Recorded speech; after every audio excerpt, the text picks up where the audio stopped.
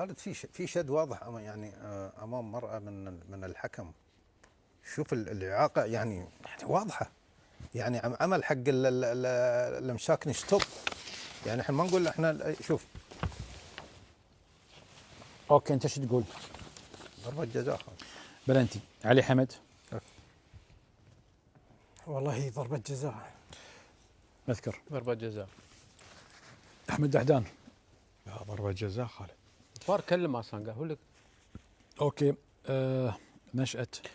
والله يعني الحكام يجيبون الحكي لروحهم والله صراحه. ضربه جزاء واضحه. واضحة خالد. ضربة جزاء واضحة. سوري احنا نقول ضربة جزاء، هي ركلة جزاء. سوري أوكي.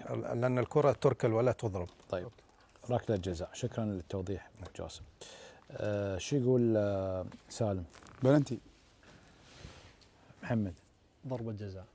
احمد سيد. أنا طالب إدارة النادي رفع كتاب خاصة على الحكام الموجودين في الفار، لأن نفس الحكام اللي موجودين، واحد من الحكام الموجودين بدون ذكر اسم، نفس الحكم موجود في 3-4 مباريات صارت فيها مشاكل بالنسبة حق الفار وانظلم فيها العربي. اوكي. أنا أطالب رفع كتاب رسمي أن هذا الحكم ما يكون موجود في مباريات الفار حق العربي.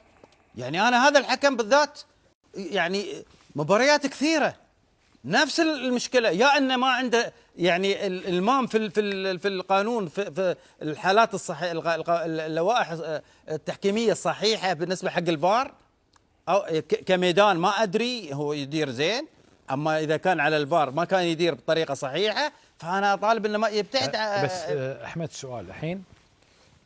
احنا نقول بلنتي